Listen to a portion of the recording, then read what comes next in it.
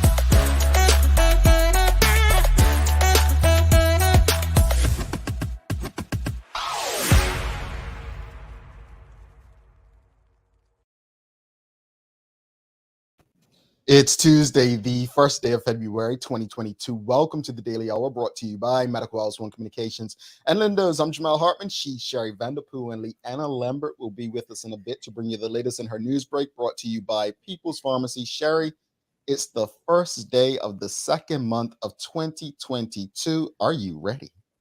It's the first of the month. Yeah, it's February. Woohoo.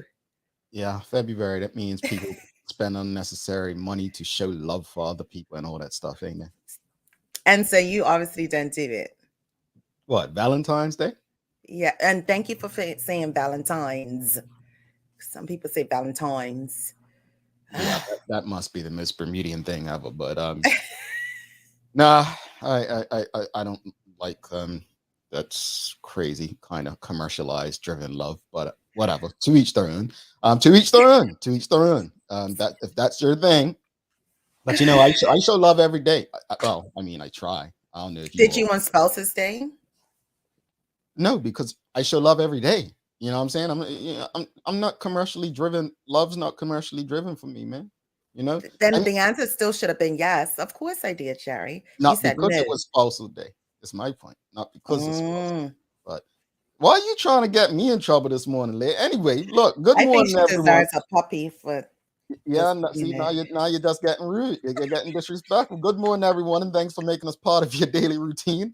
Another good one today, as Jodi Virgil from Organized Solutions Bermuda stops by. She's discussing the various ways to go through our loved ones' possessions after they pass. Ooh. This, my friends, is an important conversation. Trust me. And we have a lot of important conversations like this coming up. We have some legal experts, lawyers coming on to discuss estates and wills and power of attorney, different things. So we're going to be having a lot of helpful conversations for our, as our friend James Birch puts it, our daily hour community. So you don't want to miss any episodes in February and beyond. Actually, the daily play today is a remember when. So it's a bit of history. And we're going to see how hip Sherry has been all of her life. Carry on. I'm just saying. I'm not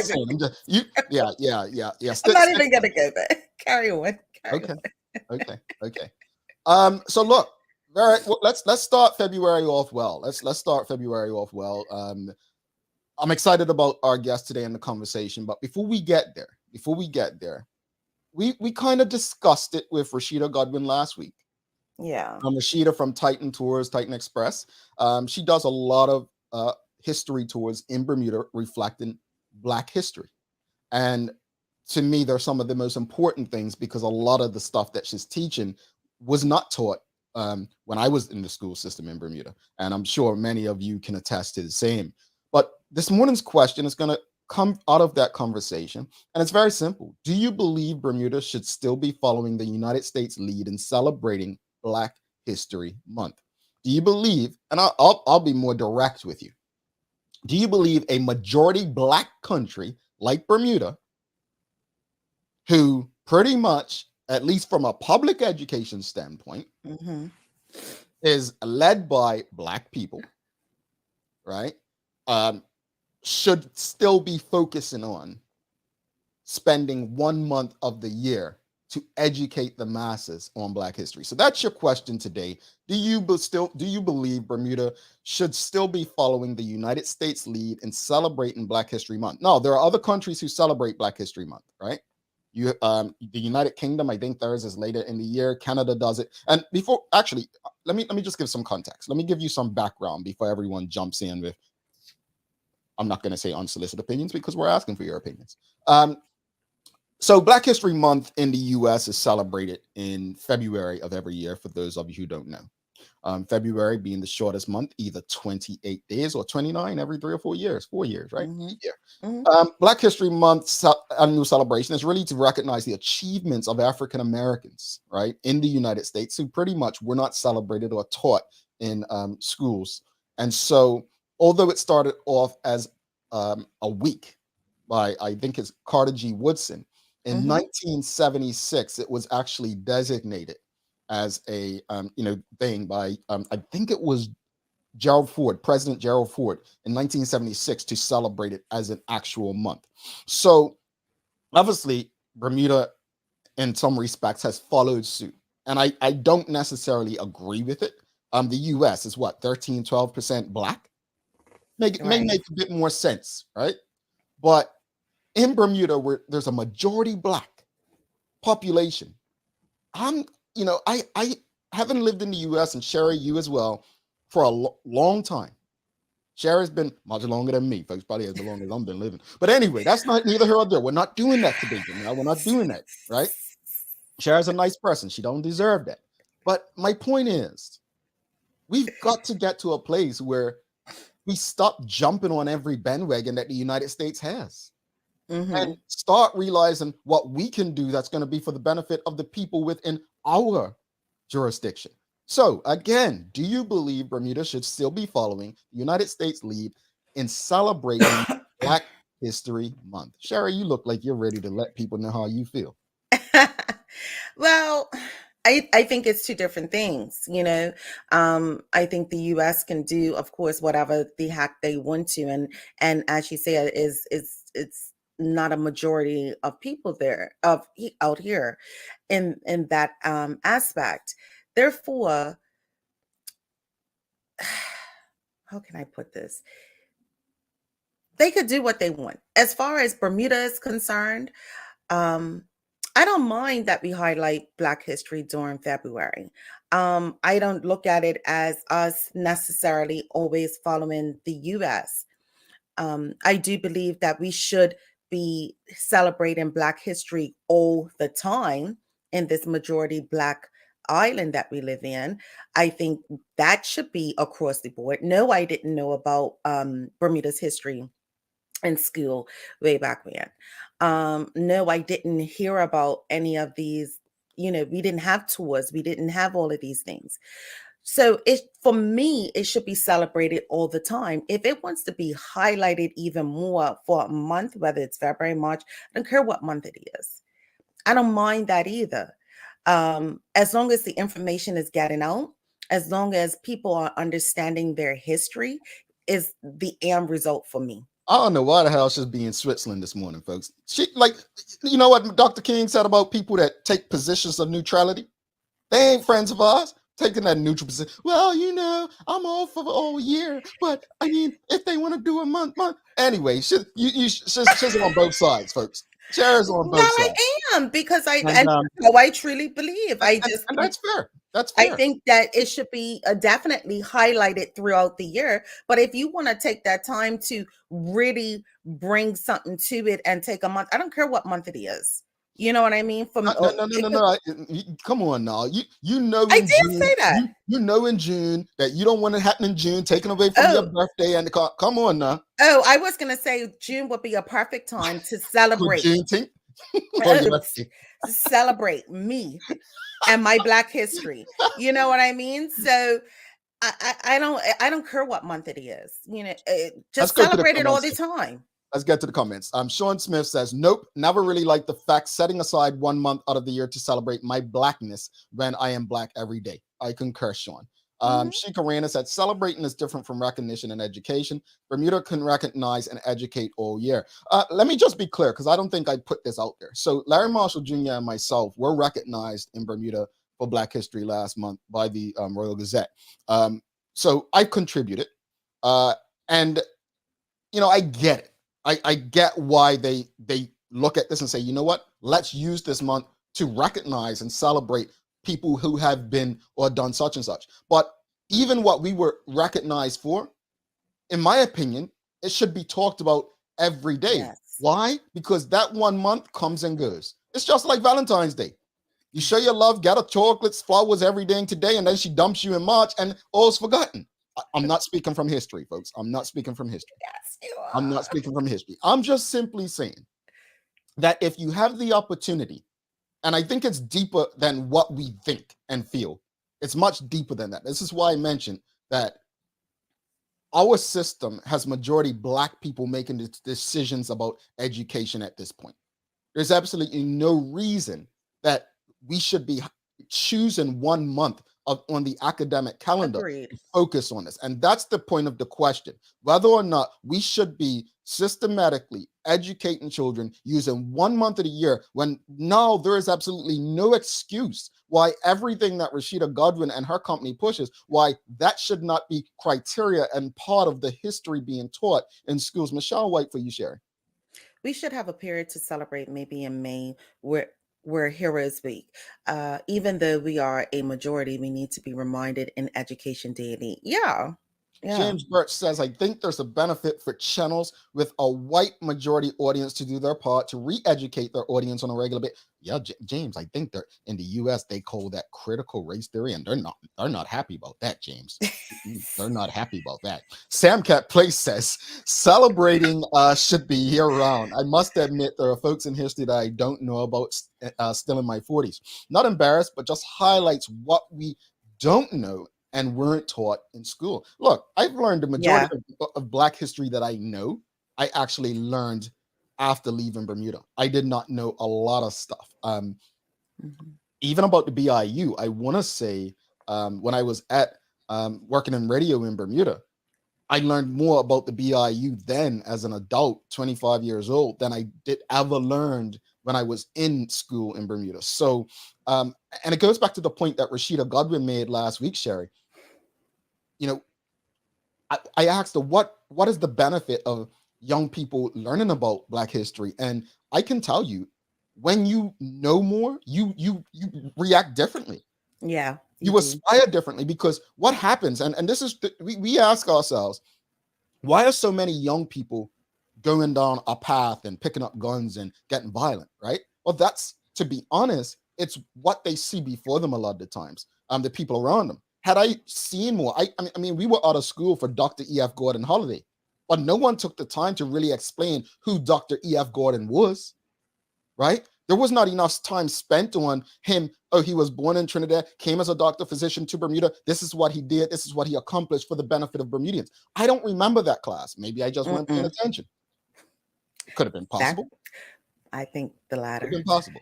But my point is we live in a time where history isn't something that you just put in a box and open it this one time. Think about in the United States, Juneteenth, right? Juneteenth over the last couple of years has only really become this thing that the majority of people are starting to recognize, realize, and understand what it actually is and what it means. And companies are reaping the rewards, but that's another show. Talk to me now. Talk to me. The whitest of white corporation, and they're selling a shirt with Juneteenth on it all of a sudden. And it's like, okay, $20 for their shirt, $18 of it, profit.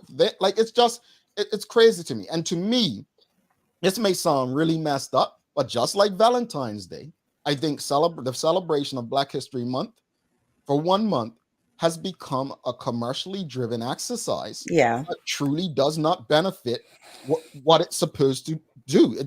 That's just how I feel. No, and I hear you when you say that. And I think, like Sheikha Rana, to me, it's the celebration and the education. right? And we should be educated all year round, and we should celebrate all year round. But if we decide that there's a month that we want to celebrate extra, I'm Mm. always down for the extra, you know. That's just down for the extra, folks. I'm down for the extra. Celebrate the extra, Yeah. But like you said, we don't have to drive it to this commercial space, because that's Mm. what it is for me. Mm. That's the irritating part. All of these major companies now making a whole thing about it. Watch this month. Watch Mm. this month. I've already seen some ads and stuff that I probably can't say the company's names, but I'm just like, really? You want this bandwagon too? I just think, honestly, it would make it would seem more genuine and make more sense if it was the biggest shopping season in the United States, which is after their Thanksgiving and Mhm. Christmas. Why not highlight Black businesses at that time when it's going to benefit them most? Why not in the height of the summer when people are Mhm. traveling, highlight Black travel businesses, right? I just spread it out. If your message is to really highlight and recognize the achievements of Black people and what they're continuing to do and push them, then why Wait. keep it into Mhm. compact into that 1 month just because history tells us this is when it's normally been done? And from a Bermuda context, at some point, we always speak about our politicians and leaders. Like yesterday, you all were hammering your premier, right? Not me, you all. But believe, folks, at some point, Bermuda, we have to be leaders in some way. We can't always look to what someone else is doing and try to do it better or think about, oh, let's do this and that. It used to bother me when I was working in tourism when, they're fighting to have casinos.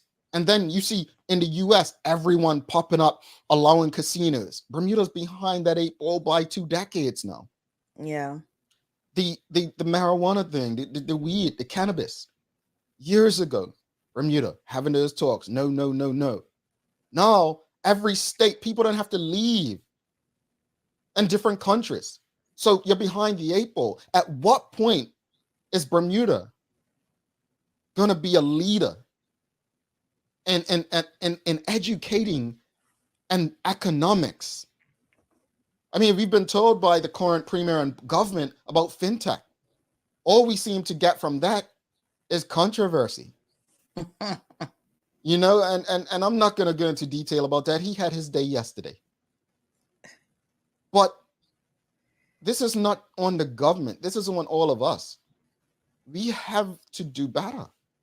And it's finding the balance, Jamal, on top of that, because I think sometimes we jump on as you said, we jump on the American bandwagon, right? Mhm. And what we pick and choose to jump on doesn't always benefit Bermuda. Mhm. We want to have, when you talk about education and different things, people want to put all of these things in place. And it's like, but we're not America either. So pick and choose these entities appropriately that can be beneficial to Bermuda. Correct. And not take, oh, let's put a casino here or do X, Y, and Z and just expect it to flourish in an economy that is not America. Well, when you have a strategy and a plan, it's like a business. When you have a strategy and a plan, then you do things that align with that strategy and plan, not just because someone else is doing it or not just because it seemed to work in another place. So I think that's what needs to happen. Let's go through some comments. Sheikah and Larry for you. Remember when we only used to see Black people in advertising in February? Oh, I remember that. Yeah. Celebrating Bermuda makes some others comfortable because it checks a box as it relates to race relations in Bermuda. Remember seeing Bermuda? Let me be quiet. Go ahead.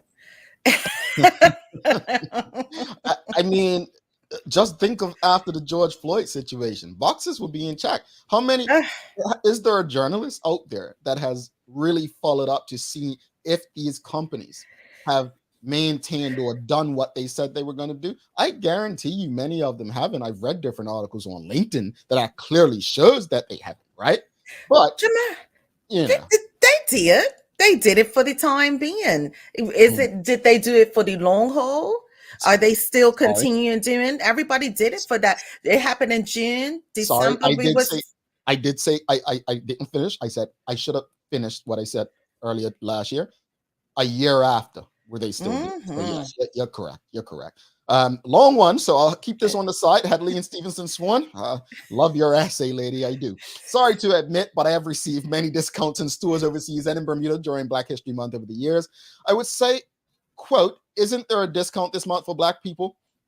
And the response is, pardon me, end quote. She is hilarious. I'm sorry. I don't mean to laugh. I think due to the audacity of me suggesting a discount, I will always receive it. FYI, only white businesses. I wouldn't request that from a Black business. It's just me enjoying my eccentric self. Folks, go out there, ask for your damn discount this month. And I can hear it in her voice, so it's even funnier. Hattie. Let's go through some more comments, then we'll bring Leanna in. And again, folks, we have a very important conversation today with Jodi Virgil. You don't want to miss this. This is one of those ones, especially Black families, you want to be a part of. Janet Maynard says, I agree, we need to celebrate and educate us on our history. I went to Howard Academy, and when you tell people that is the high school I went to, they have never heard of it. And some of our recognized teachers and politicians went there. This is true. This is true. Robert Crawford, Howard Academy. Yep.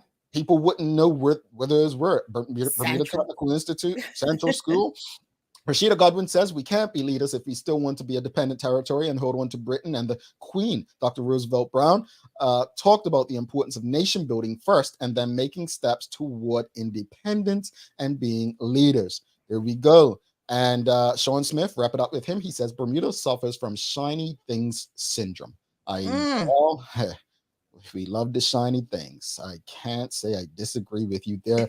Let's bring Leanna Lambert into the conversation, see if she's got any shiny things on today. Good morning, Lee. How are you? Good morning. First and foremost, that last comment. Oh, Sean, you hit it. Or you hit the head right on the nail on the head. However you say it. I don't know. I like that because that's what I would have said. Yeah. We know what you meant. Thank you. There we go. We hit it. Yeah. What are your thoughts, Lee? You got anything on that? Should we be celebrating it year round or still be focusing on one month? Year round. I mean, you know what's funny? I'm glad we're actually having this conversation because not too long ago, I was over a friend's house and we end up getting in a very heated discussion about Bermudian history. And there were, I want to say, at least 10 of us in the room, educated, with degrees and whatnot. And we were being presented with information that we had never heard about when it came to Bermuda. And it got heated because it was like we didn't know and we were upset that we did not know. So, for Bermudians and even the education system to just introduce curriculums into our programs every day, we should be learning about this. We see all around the world that nations are very prideful on knowing their history, and Bermuda shouldn't, be exempt from that. I agree. I just can't imagine Leanna being in a heated conversation, folks. But that's you'll be surprised. You'll be surprised. I'm like, oh shucks, don't go there, Jamal. Don't go there.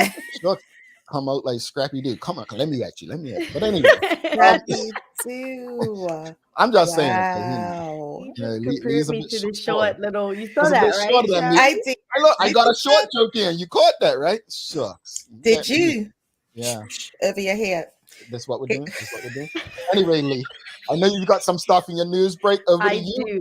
And folks, don't go anywhere after she's done. Commercial break, then Jodi Virgil. See you in a few, Lee.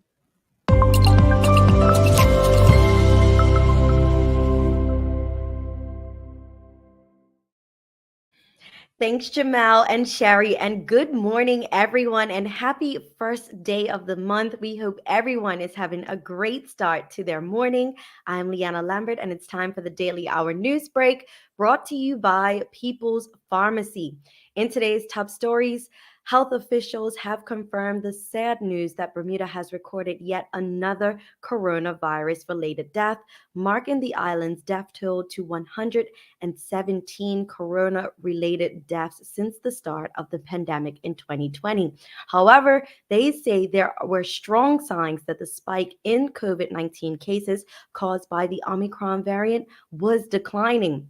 241 new cases had been detected out of the 6,199 tests by the health ministry. Now, there is a positivity rate of 3.9%. There have been since which 719 recoveries since Thursday's update, which brought the number of active cases down to 925.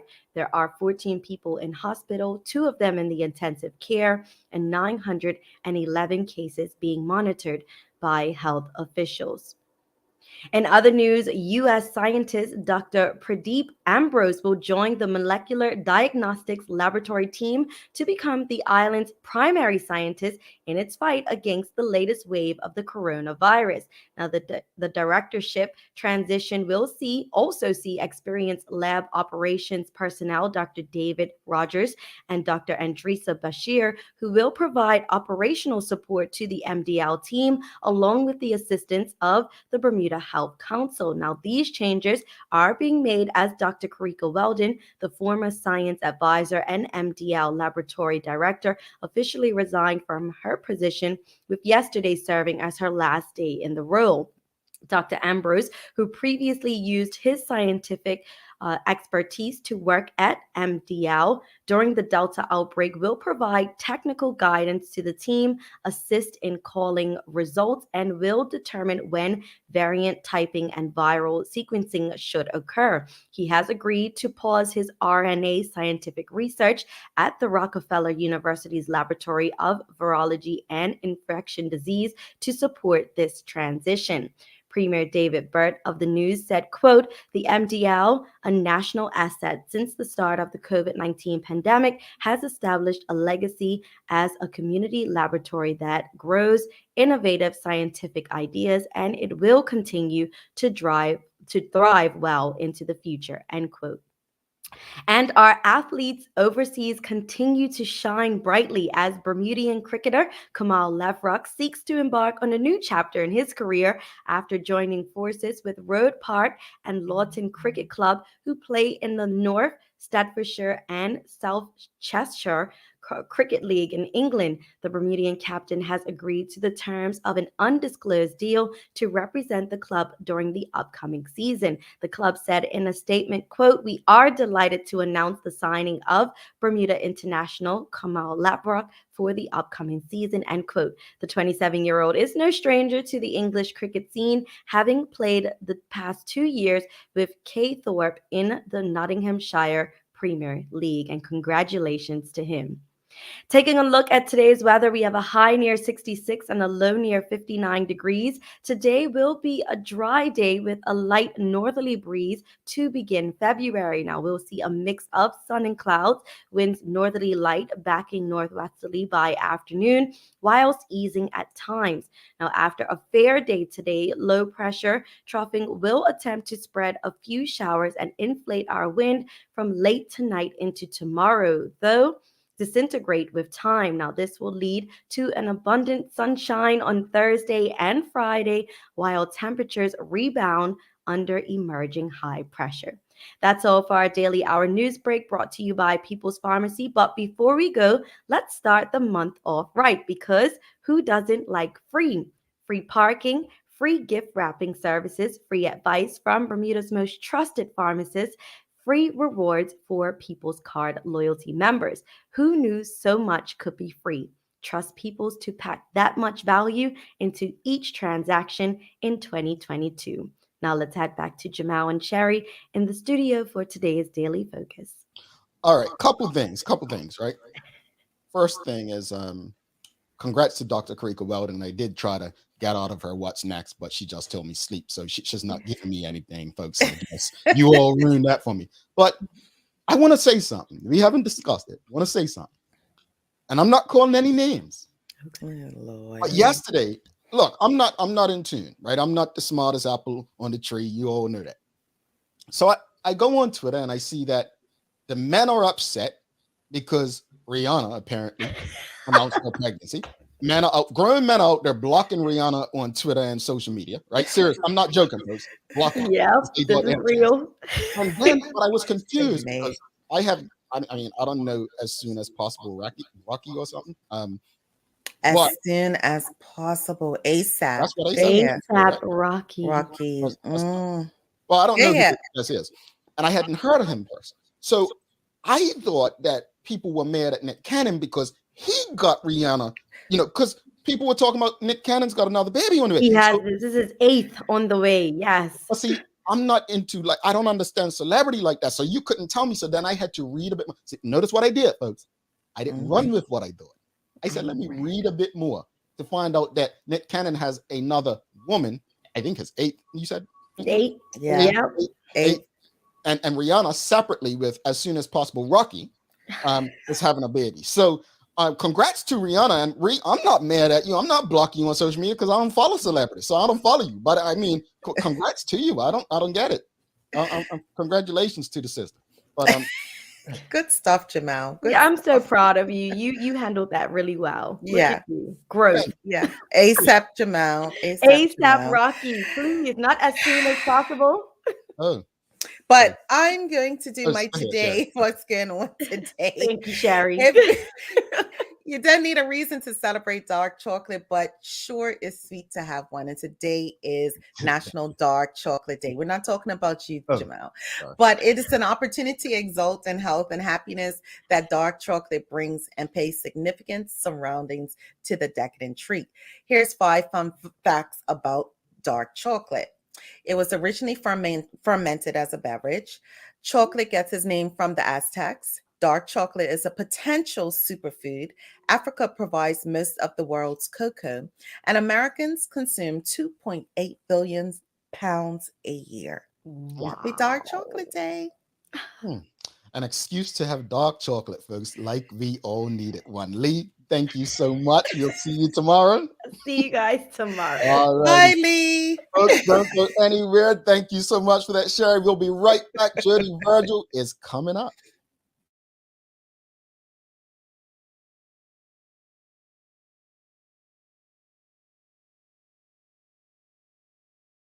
Are you a small business or organization looking for new ways to reach a greater audience? Well, here's your chance to get your ad on BTG Radio, Good Day Bermuda, and Bermuda's daily talk show, The Daily Hour. Send an email to contact@bermudacommunications.com. Coconut oil has been popular here in Bermuda as a skin moisturizer for generations, but is sometimes avoided in cookery because of its unhealthy reputation. We've witnessed a change in attitudes as recent findings indicate that coconut oil is actually heart healthy and can enhance our immune system, increase metabolism, energy and endurance, and improve digestion. Nutiva coconut oil is a superfood in its own right, and this month we're featuring Nutiva organic shortening made with organic coconut and red palm oils and also hemp seed oil. Lindo's, why go anyplace else? Mom's celebrating her 70th birthday next month. Have you noticed her age is catching up with her? Yeah. Plus, she's having a hard time getting up and around like she's used to. I would sure hate to see her fall. At Medical House Limited, we can help make life situations easier. We have electric beds, motorized scooters, bath stools, walkers, you name it. Mom's been real good to us. We'll get her birthday and Christmas gifts from Medical House. Medical House has relocated next to the Dendy Town Field, number 6 Bakery Lane, Pembroke. Telephone 292-3622. Welcome back to the big show. Sherry Vanderpool. I'm Jamal Hartman. It's the Daily Hour brought to you by Medical House One Communications, Lindo's, and People's Pharmacy. Without further ado, let's bring in our guest for the day, Jodi Virgil of Organized Solutions Bermuda. Thank you so much, Jodi, for joining us. How are you? Welcome back. Hi. Thank you. Welcome to you as well. Thank you so much for having me today. It's actually such a combination because you're talking about Black History Month. You're talking about chocolate. It's my birthday month. We're talking about Black history. So it's a great set of combinations. So thank you so much for helping me today. What day is your birthday? It's actually on Valentine's. So as noted, it's every day. Let's not celebrate. I agree. Let's not celebrate Valentine's just on one day. It's every day. I see your point. I see your point. Celebrating ourselves every day. Well, Yes. Awesome. it's like people born on Christmas Day. Like, how do you feel about sharing your birthday with this holiday that people almost forget? I remember my daddy one year, his birthday is in May, and it fell on Mother's Day, and he wouldn't tell me this, but I thought he felt a bit like, Sean, like, Oh yeah. they forgot about me. That him probably with the dog just chilling. Like, you think they're gonna realize it's my birthday? So hopefully that never happens for you on Valentine's. Yeah, it doesn't happen, but definitely it's challenging because you can't get a booking and a restaurant is always busy, or flowers are always really expensive. But at the same time, it's about celebrating. So whether it's Yeah. today, every day, that's what it's about. Indeed. Well, thank you. We haven't had you on for a while, and you've definitely been a friend of this show since the beginning. So thank you for taking the time to come on. Obviously, a little twist in terms of the conversation today from what we've normally talked about, but we're going to speak about people. We lose people. Cycle of life. Death is part of it, unfortunately. And when we lose people, there are so many things that we have to go through. Funeral preparations, leading up to it, and estate planning and wills and power of attorney. And then after all that stuff happens, there's another process. Today, we want to focus on reorganizing or decluttering, or just what do we do with our loved one's possessions. And so losing a loved one, we know it's never easy. It's never easy for regardless of what the relationship may be on the day. It's never easy. But what would you say is the best way to be going through a loved one's possessions after they pass? Sure. And you're right. No matter what the situation is grief. And whether the loss occurred 6 weeks ago, 6 months, or 16 years ago, it's something that affects folks in different ways. And I think it's important to be able to hold space for the different experiences that we have. So the first thing is kind of the baseline that I always think about. And it's the fact that there is no right way and there's no exact timeline that needs to be adhered to. Go with your heart, go with what works best for you, and also recognize that it's important to give yourself some grace when it comes to that. It's a challenging conversation. It's a challenging experience. It hits us in many places that we never thought was possible. And quite frankly, for time frames that we never thought would last as long as they may do. And so I think that that's important. Acknowledging your feelings, starting with there's no timeline. And then the third thing is just recognizing that at some point, it may have to get done sooner than we're quite ready for. And also recognizing that when we give ourselves that space, also give ourselves the recognition that we can do it. And knowing that when the time is right, even if we have to move it along a little faster, just know that there are some other kind of tips that I can speak about that can help us to get past that finish line. So that's kind of the great kind of the starting point of that baseline. Indeed. And you kind of pretty much answer my next question, because I think one of the things that people, just in conversation, my own dealings, is some people saying, take your time.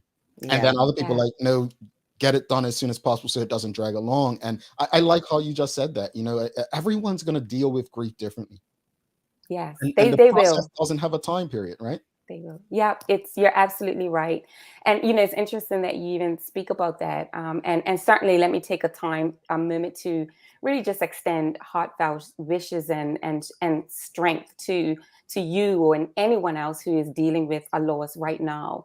When folks heard that I was going to be speaking about this, people were kind of hitting me up and saying, wow, my friend's mom just passed, or I was just thinking about this. So it is something that we are dealing with. In my family, we actually were dealing with it right after New Year's. My dad passed, in all transparency, my dad passed 6 years ago. And my stepmom, she wasn't in a place at that time to release everything and move past. She did it in stages. And in January, she provided us with some of my dad's items. And so we as a sibling group got together and we were able to go through those items. And, each person would have had a different relationship with him. Some was more painful than the others. But at the same time, the process gave us the opportunity to connect and be able to work through some of those memories at the same time. And it actually was quite cathartic. It was quite, even though it was a bit challenging, it was also very warm as well. Yeah. So Awesome. yeah. It can be an emotional process. It can be. But here's the tough part. And I don't think I'm a hoarder. I don't. But how does one decide what's sentimental versus what to throw away? We're talking about, again, your only connection that can be left to a person. Yeah. Yeah. That is a challenging one. And oftentimes, when a person is left, we think to ourselves, it's a lifetime of possessions. Some of those possessions may be cherished memories.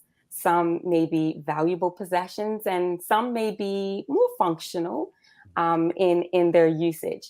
And that is the challenging part. And the first thing that I would lead with is to say that no matter what that item is, recognizing that it doesn't necessarily replace that person, nor does it remove the memory of that person, because the person is within us, is around us, the soul, the spirit.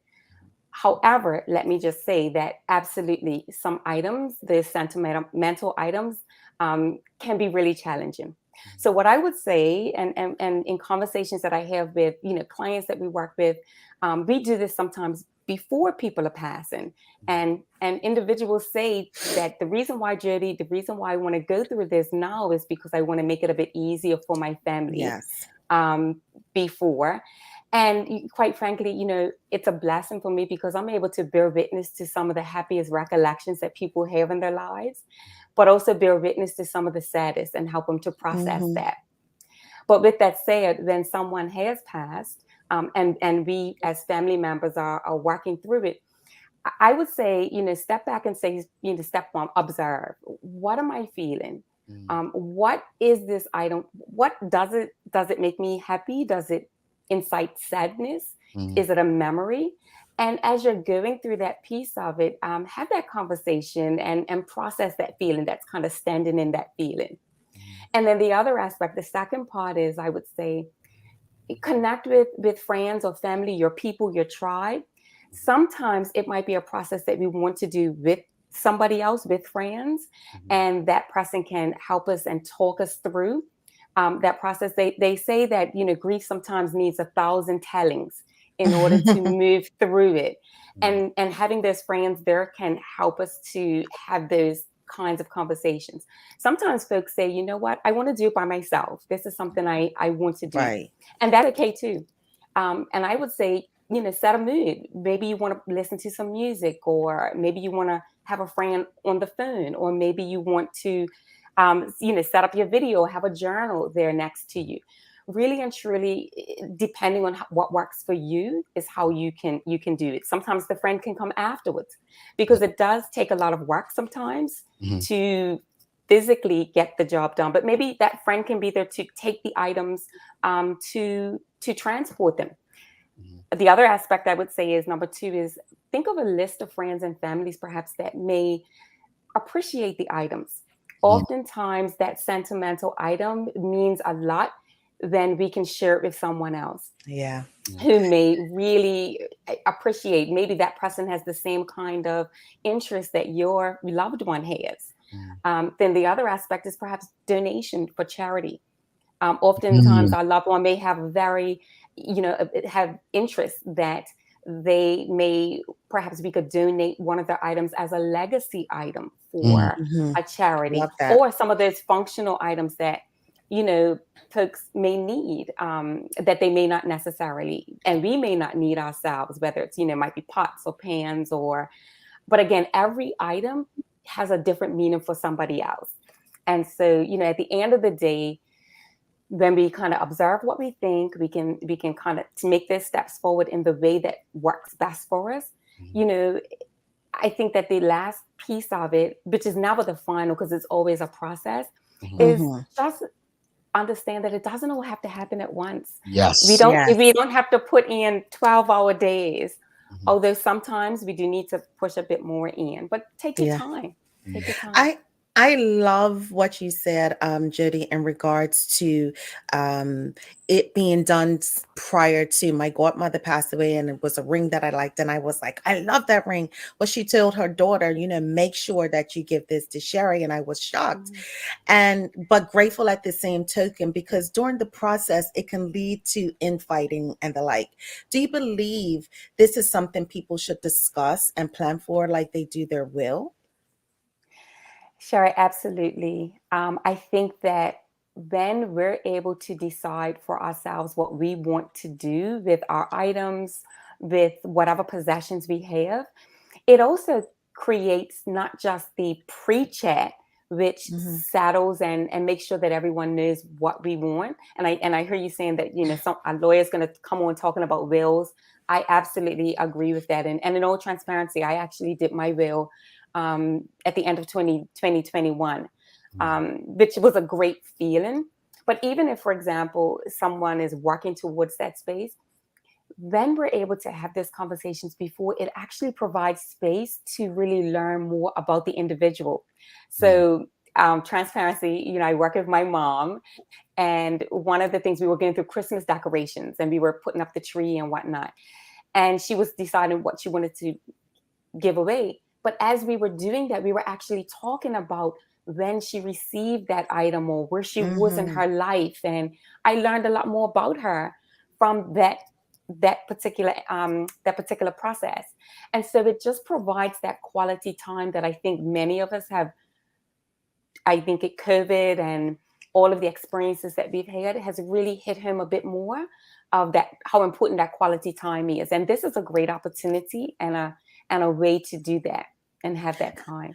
And I just think that is so important. And just like you said, and then everybody is on the same page. Nobody's thinking about who or what we should give. My godmother said, I want Sherry. And I'm just thankful for her daughter to follow through with that, because that's the other part, people following through with that. How has Organized Solutions Bermuda assisted in this process with families? Because I know it could possibly be a very tricky situation, or is there a service for it? You know, Sherry, you're asking a great question, because there is a service, and it's interesting because oftentimes when I get questions about what would work best and how can we move forward, the tricky time is that it's a challenging time emotionally. And so if we are connecting with folks in a space after a passing, you know, we do what we do in terms of having respect, and everything is done within a dignity and respect oriented manner. We hold space for feelings that people have. I'm not a therapist, you know, at all. I don't have a medical degree, but what I do have is the capacity to listen and coach people and empower them to come to their own conclusions and decide what works best for them. And so, you know, we chat with individuals, we chat with families, sometimes before, and sometimes after. And at each interval, no matter what it is, the aspect of giving space for people to process what they're going through and no judgment. That's one thing that's important for us. No judgment. It's no shame. You know, if someone feels as if holding on to an item that belonged to their mom, dad, granny, and nobody else might understand, that's okay, because that's your experience. And there's no shame in that. There's no judgment in that. And everything is confidential as well. That's another important piece, because people are sharing with you some of the most important and emotional elements of their lives. And I don't take that lightly. And we don't, you know, take that lightly as an OSB team. Awesome. Jodi. Okay. Let me get myself together. Mhm. Based on your experience, what advice would you give families? And you spoke about it a little bit already, Sure. but anything further that you would advice that you would give families that are going through this process, or even when you talk about death, even a separation, because that to me has the same type of, outline as of Yes. grief, correct? Yes. Yes. Yes. I would say the advice for families in general is to be patient with each other, and be open to having the conversations, and they're difficult conversations to have, because everyone experiences a different relationship with perhaps the person that is no longer with us, Yeah. and given time and energy for individuals to share, good, bad, and different, their feelings, and express that, and opening that door for that. The next piece that I would suggest is with families, when you're doing it and when you're getting together, and remember when we were talking about how it doesn't have to be done all at one time, and it can be done in pieces. I would always kind of connect something fun to do afterwards, something that can be a bit lighter. And I do understand that the times can be challenging, but it could be something like a walk. It could be just fresh air. It could be sitting outside for a bit. Just something to be able to kind of cut the emotional piece just for a little bit, not cut it away. That's not what I mean by that, but just dissipate it a bit, because it can get challenging. And then you talked about a separation, as well. And that can happen too with a loss of a relationship, the ending of a relationship, whatever that relationship is. That can also be part of the grief, or could instill grief and be part of the grief process. And we have to create space for that too. And no matter what relationship, whether it was a marriage or a relationship where there wasn't a marriage, it still is a separation. And, suggestions that I have would be to really just take that time to kind of analyze where you are at this point in time and what you want to do, and recognize that the items that we may have to divide up between people don't necessarily tell the entire story of what that person meant to us or what that relationship meant to us. Because the relationship is within our memories, the relationship is within the experiences that created and what we've learned from it going forward. Indeed. Folks, if you have any questions or comments for Jodi Virgil, please feel free to ask away. We are out of time, but I can get a few questions in. Jodi, honestly, I'm grateful for this conversation. I think I'm going to say something. There's a lot of people tuned in right now, and I appreciate. I got to give a shout out to those on BCG Radio, but there are not that many questions, and I'm going to tell you. I think you've made them a bit emotional this morning. I jokingly say that, but I'm serious, because I think when we lose people, we've gone through storage. We've done a lot of stuff in recent weeks. It is it does take a toll on you. And again, Yeah. we as individuals, we process things very differently. I mean, you can have two individuals brought up in the same household and literally process everything differently. And I don't think people quite understand that. But one of the things that I just want to add to what you or put on to what you're saying is, I've had to learn that I can't put my pressure onto other people.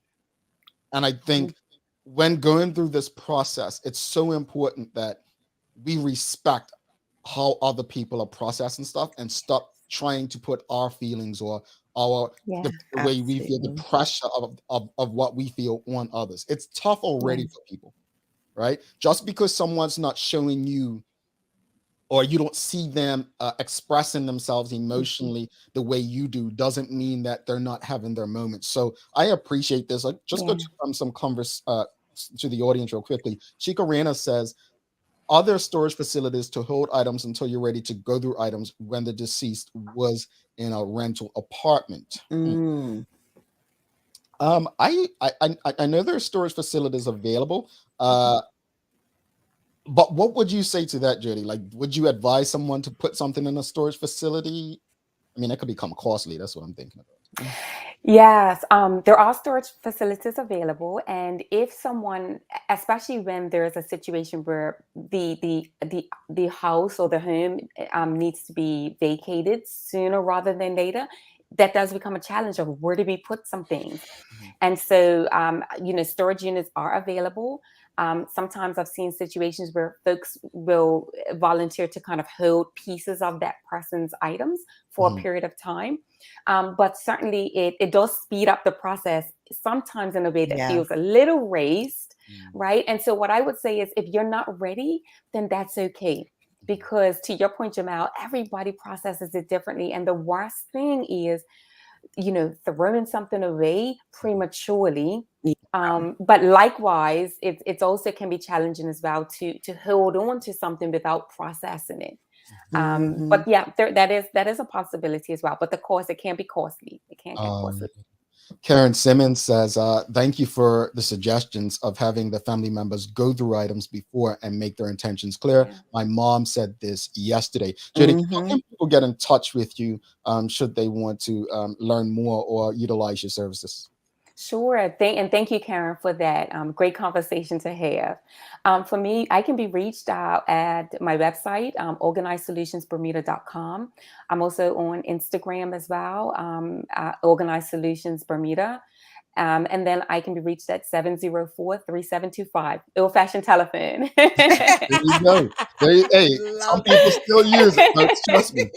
Jodi, thank you, Karen. Thank you enough. And again, as a person who's been a part of this community, I'm going to use James Birch, the Daily Hour community or family from the beginning. We appreciate you very much. And, the door's open. There's so many different things we can discuss around being organized and decluttering. And this is just another one here. So thank you. And please keep in touch. Thank you so much. And have a good day, everybody. Thank you to your listening audience as well. Bye-bye. Bye. Jodi Virgil, folks, Organize Solutions Bermuda. Make sure you give us a thumbs up, a love, a like if you appreciated that conversation, found it helpful, and check her out, folks. Check her out. I'm actually seriously going to be giving her a call afterwards, just regarding some stuff. And so, Organize Solutions Bermuda. Check Jodi Virgil out. Again, if you appreciated the conversation, found it helpful, give us a thumbs up, a love, a like, and make sure you share these kinds of conversations. All right, we're going to take a quick break. We'll be back immediately following this. The Daily Play is for a chance to win a ticket to go do a tour with Titan Tours. All right, stick with it. A lot happens around your home.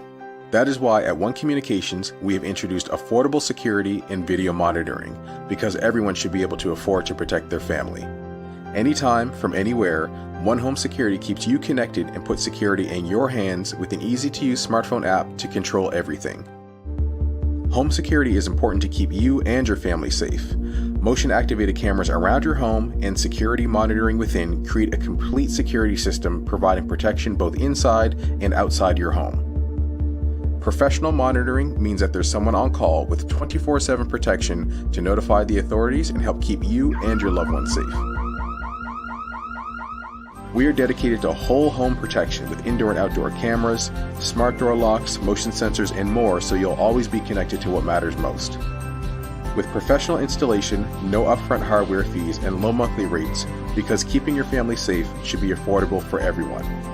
Total home video monitoring and security, there's no better way to protect your home than with One Home Security.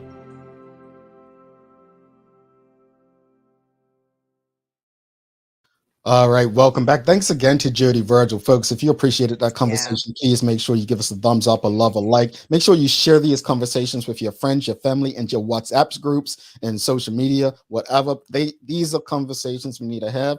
The Daily Hour, this is what we're here to do, improve our community one conversation at a time. And the truth is, we shouldn't have to go through things or experience things to get that information, right? But I want to say something before we get to the Daily Play and wrap this show up. Thanks again to One Communications, People's Pharmacy, Medical House, and Linda's as well. I go on Twitter and the One Bermuda Alliance. Boy, you all just you all should listen to the Daily Hour.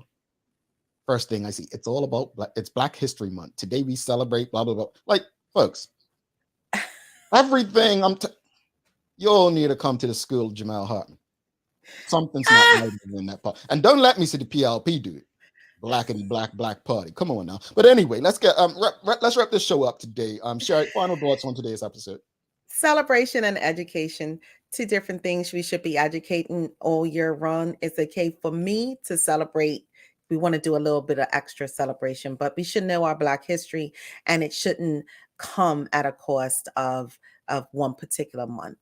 As far as Jodi, that was a great conversation. It's definitely something that people need to think about, put in place, and to represent and to honor your loved ones, and also not have your family members in a position where they don't know what's happening. So definitely it was a great conversation with Jodi today. Agreed. Definitely. I continue to say, when you're in charge, when you're the leader, you have to set the direction. You have to set the ship on a course to be successful. And, there's no more excuses about they don't teach this, they don't teach that. You have control to teach Black history whenever you want. Stop the 1 month nonsense. As far as Jodi, I love we have on this show, but conversations like this, I really, really, really do love. And I really hope that, these are the conversations that our audience not only takes something away from, but shares this information. To share this information. Because as I think it was a question you asked, there are times families fight over this kind of stuff. Mm-hmm. All of that stuff can be avoided. Then what's sentimental versus what to throw away? So important conversations. It's time for the Daily Play, though. Brought to you by Heineken 0.0. Great taste, no alcohol. Terry, are you ready? Let's go, Jamal. All right, folks. If you guessed this before Sherry, you get a ticket. You get a ticket to attend the tour given by Titan Tours. All right. What was the first general election in Bermuda where the one man, one vote took place? Jamal. No, I'm not good at this. Okay, the music. One man. Oop, that's not one it. Man. One man, one vote took place. What year you said? The year of the election. You just love this. 1997. I don't know. Was that right? Was I close? 1999? 2000? Did anybody get it? No one's got it. So I think people are very far off. The first year, I'm actually surprised no one got this, because yesterday we spoke about Premier David Burke accomplishing nothing. The one thing, and I read this in Ewart Brown, former Premier Dr. Ewart Brown's book as well. It's there, but I remember it because it was the first thing that was huge that the PLP accomplished when they were elected in 1998. So it wasn't 1968.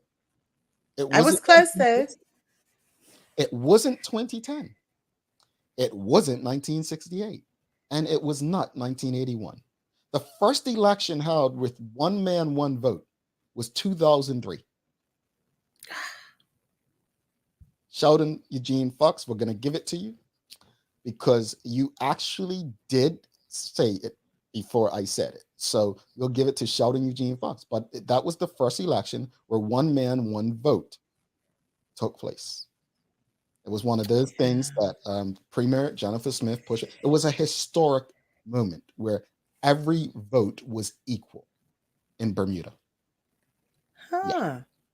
All right. I know you have some daily inspiration for us, Sherry. If you know who whence you came, there's really no limit to where you can go. James Baldwin. Thank you for that. Thank you for that. Jodi Virgil says, thank you for that wonderful fact. Yeah, honestly, folks, I did know that because I actually had it written down as, and I didn't do this yesterday when I wanted to go through different things that different premiers done to make their mark. Yesterday, when I was speaking about what has David done to make a mark that's improved the country, and that's something that Jennifer Smith done. It was huge. It was huge, and so yeah, I'm very happy that if this is your first time learning about that, or it's refreshing your memory, like Marjorie Patterson, and my mama got that. No problem. I'm hopeful that those are the kind of things you take away from this show. But folks, we've got to go. We've got to go. Gotta go. Sherry, she's happy to leave you. I'm not. But unfortunately, thanks again to our partners, Medical Health, World Communications, Lindos, and People's Pharmacy for ensuring that we're able to do this with you on a daily basis. As always, we appreciate you, we love you, and we thank you for making us part of your daily routine. If all goes well, we'll be back to do this again with you tomorrow. She's Sherry Vanderpool. I'm Jamal Hartman. My friends, make it a safe and great day. And make sure you subscribe to our website today. Trust me, you don't want to miss the next big giveaway. And we'll be giving away the prize for January later on this week. Stick with us.